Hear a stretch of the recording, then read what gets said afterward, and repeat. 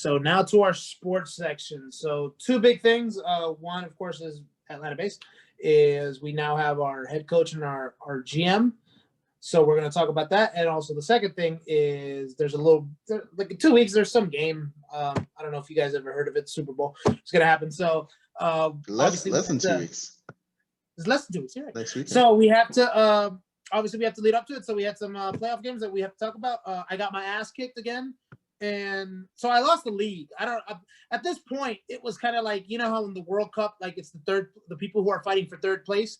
I was fighting for third place when there's only two of us. Yeah.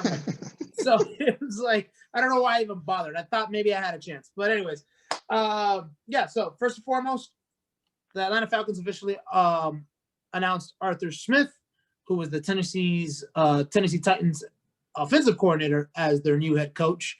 And they also officially offered Terry Fontenot, who was an assistant GM for the New Orleans Saints, our arch rival. Sorry, from the New Orleans Saints. Sorry, I want to quickly ask you before you go further. Did the Arthur Smith thing blindside you at all? Like, was he even on your radar? He wasn't. You know what's funny is, as a fan who is an armchair GM like everybody else, he wasn't on my radar. Yeah. Arthur Smith, however, was on he's the only one who interviewed for every opening. Really? So in the league, he was basically the next. You know what he was? Honestly, he was as popular, and obviously this didn't turn out great for us at the end, but it did for at least 3 years. He is the Dan Quinn of this cycle, because Dan Quinn was the hottest candidate when he was during that cycle, which just kind of shows you that a lot of people fans talk crap about Atlanta. But among the NFL, Atlanta is a hot spot. We have talent, one, and then also Atlanta's the city itself. Yeah, it's a desirable brand. Exactly. The city itself is growing, like in all different sectors. Hollywood, people. It's constantly people moving in. And I think what's going on is they know that there's going to be somebody who's going to come in here and give us a home run and just give us like this incredible run that allows Atlanta to just be one of the big teams. Because look, during the during the Mike Smith era, for 5 full years, we were like a big deal, right? We were getting the Tony Gonzalez's and the Michael Turners to come over here. Remember Asante Samuels was a big get for us at the time. He was at the end of his career, but he was still a big get at that time.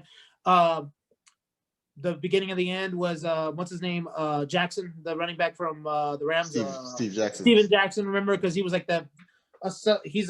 I'm pretty sure he's in the Ring of Honor for the Rams. Yeah. Just because 10 full years of him just being the one of the number one running backs. So Atlanta has a big place to come, huge media presence, and then huge city presence. So it blindsided me, but that's just because I wasn't really paying attention. So I didn't know that he was interviewed for every opening. Do you think he got other offers and like he just picked this one? I don't know if he got other offers, but I know that he canceled Detroit last. He had a second interview with Detroit, and they announced that he canceled it. And then basically from what he's talked about, he basically said that, because it was crazy to me when we knew that what's his name, O'Brien got fired from the Houston Texans and Dan Quinn got fired like around the same time, right? People were like, oh no, Houston is the more attractive area, the more attractive spot, right? Watson. Less cap hit, you have Deshaun Watson, and then freaking now, look what's going on. Like they hired the GM. As soon as they hired that GM, Deshaun Watson talks about how he's unhappy with it, which is a conversation that probably should be had. And then after that, they just hired the Ravens, I think, offensive coordinator, and they didn't hire Bieniemy. Like they said that Deshaun Watson, now he's requesting a trade. So it's kind of like interesting. Like we think we know certain things, but it's just like what we think as fans is not the same thing that the organization sees itself. Yeah, I think from what I read, it was one of those situations where it was like foregone. Like Watson, even if they had hired the enemy, like he had already made up his mind that he wasn't going to stay in Houston. So I think then they were like, okay, well, we're not beholden to the whims of this guy, so we can hire whoever we want. Yeah. It's a shock that the enemy doesn't have a job yet, but it's probably because they're still in the playoffs. That they're not announcing I think anything that was yet. the last opening, though.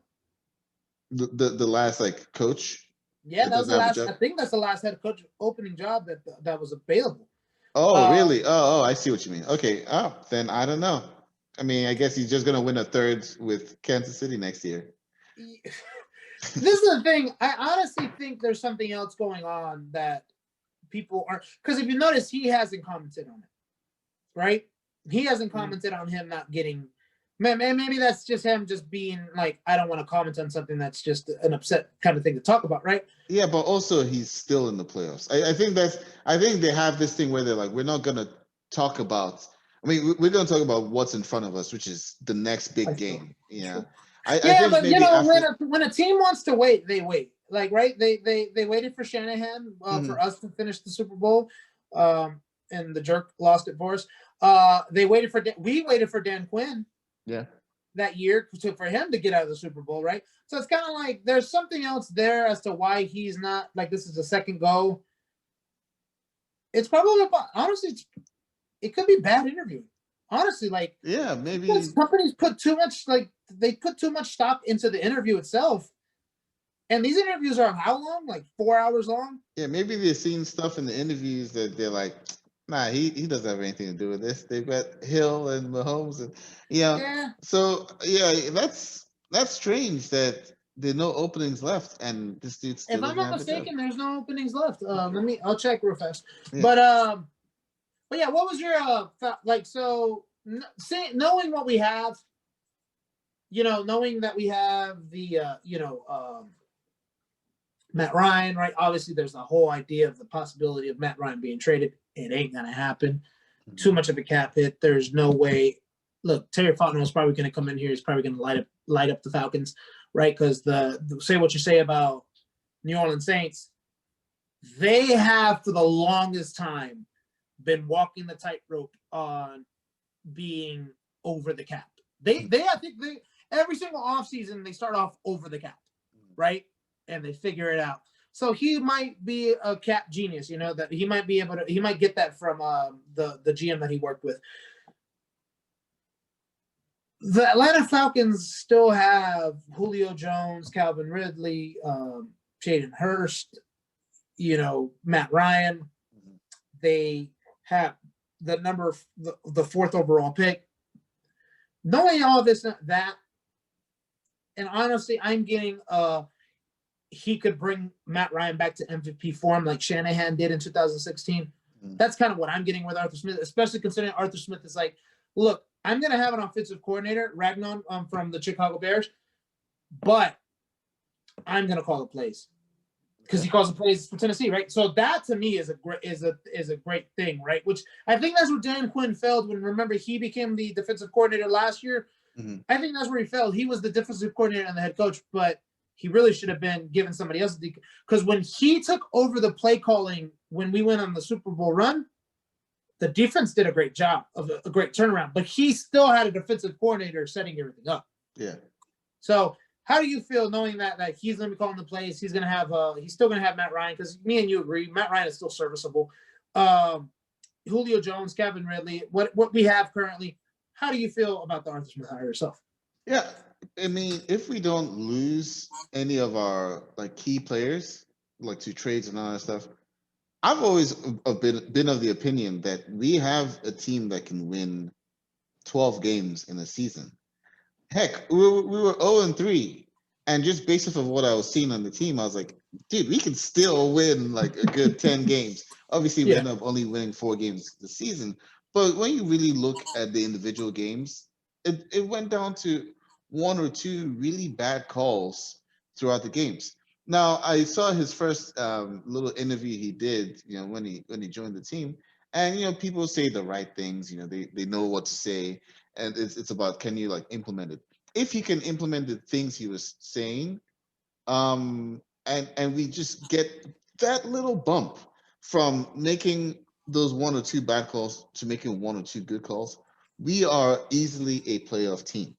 We're not the level. Look at the other teams around us, right? You've got the Jags, you got the Jets, you got the Texans, and then who ended up fifth? Was it the Bengals?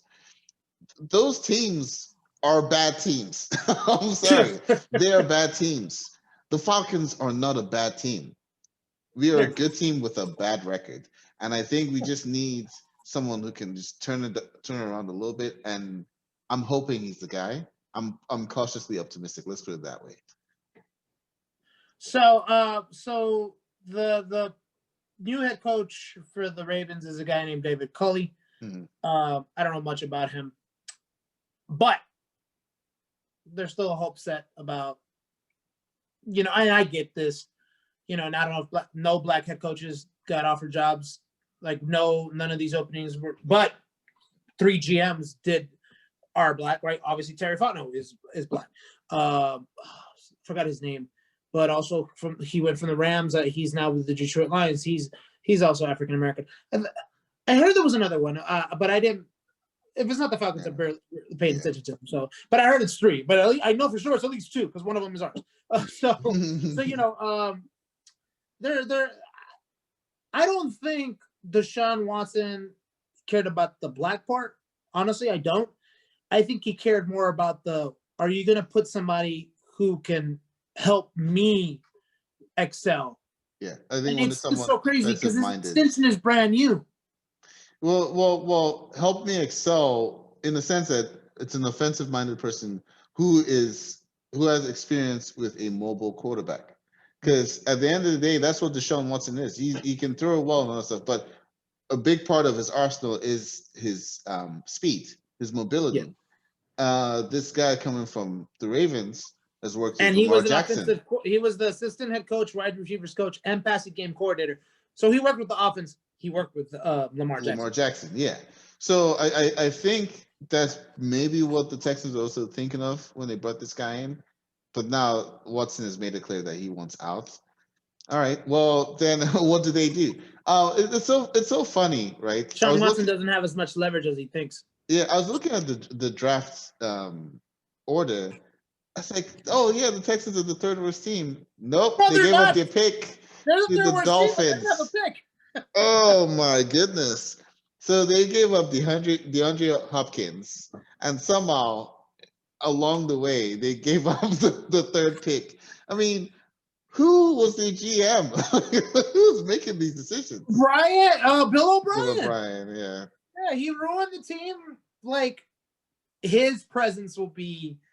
He's going to be kind of like, well, even though I think the Eagles recovered from Chip Kelly real quick, I think it's going to take this GM and this new head coach a really good. They're going to have to work some magic to make this team recover. But I think their cap space is good. So usually when your cap space is good, you're able to kind of do a quick revamp, right? I mean, look at the Cleveland Browns. Remember when the Cleveland Browns got what's his face, Brock Osweiler? Mm-hmm. Remember, people are like, "Man, you're gonna pay him all that money." They bought a draft pick with him. They went ahead and paid him so they can get a draft pick. Because I think I forgot what draft pick. I think they got like a second draft pick from the Denver Broncos that year. So they got a huge draft pick, and they were just buying because they had the money. And look what they almost made it. What, they were 1 game away from the AFC Championship. Yeah. About 2-3 years later. So it's just honestly, I think I'm happy for the Browns' resurgence. It just happens to be in a time when you've got another dynasty level team with the Chiefs. So I don't think the Browns are going to go anywhere for a while. I don't think much of the AFC is going to go anywhere for a while. No, honestly, I'm going to tell you the truth. The AFC is going to be the Bills. I think the Bills and the Kansas City Chiefs. I think the Bills and Kansas City Chiefs, if the Bills maintain what they're doing now, they'll probably trade back and forth. I honestly feel if the Kansas City Chiefs win this Super Bowl, which I'm hoping they do, I wouldn't be shocked if they'd be the first team to get a three-peat. Yeah. Okay. Yeah, so because that's never happened, and I think if any coach deserves it, it's Andy Reid. Okay. So anyway, did you have anything else about the head coach and the GM? or do you want to go into the championship games? Well, Terry Fontenot, I really enjoyed his presser. One thing I really liked about him that he said was he didn't have any intentions of becoming a GM just to become a GM, right? He didn't go for the GM position just because he wanted to be GM. Because he said I was very happy in Louisiana, New Orleans, right? I wanted to go to a spot that I felt that would be great. And then apparently him and Arthur Smith both lined up really well on that. And the thing with Terry Fontenot that he said is he doesn't believe in drafting for position. Mm-hmm. He believes in drafting for the best player. Mm. So that makes me wonder what's going to happen with number 4. I'm hoping it's Sewell. Just because I think Mel Kiper said Zach Wilson. Is Zach Wilson the number 4th overall pick? Kind of player? People have been saying for a while that he's going to be one of the top 3 quarterbacks to get drafted. Is either going to be Lawrence, Fields, Wilson, or Lawrence, Wilson, Fields, in that order. No, and I get that. No, I get that he's the top. He's up on the top 3 quarterbacks. But with all the other positions, right? You have a guy like Sewell who automatically is a generational kind of player where you put him in, he's ready to go.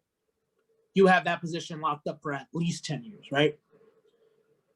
You're really sold on this guy, huh? Huh? So you're really sold on this guy. I am, honestly, because the thing is, though, you know what he reminds me of? Oh, I forgot his name. He was with the Cleveland Browns for the longest time when they completely sucked. And he made it to the Pro Bowl like 10 years in a row. Yeah. And then the 1 year that he didn't make it, you know. But anyways, him. Yeah, I forget his name. Yeah. But he's like, what's it called? He's like one of those kind of players, just a generational player that just, I think that Joe Thomas, that just will just be locked in for that position just because that's just the kind of player he is, right? So you got players like that. I think there's like whoever the number 1 defensive player is, right?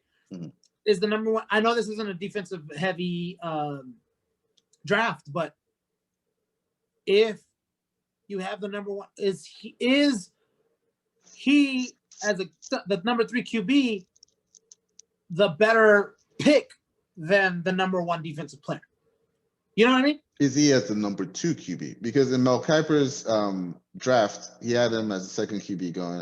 I think number 2 and number 3 were some other positions. The Alabama receiver, that Devontae Smith was one of them, and then I think he actually put Sewell going to Miami.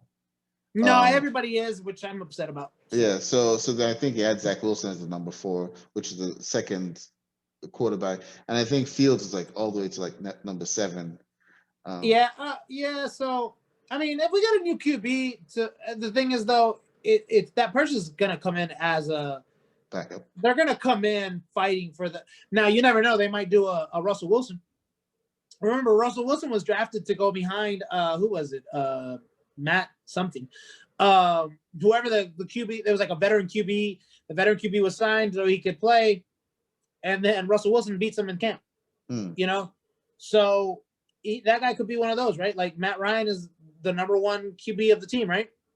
But Zach comes in, outshines, and they're like, you know what? We're going to start with him.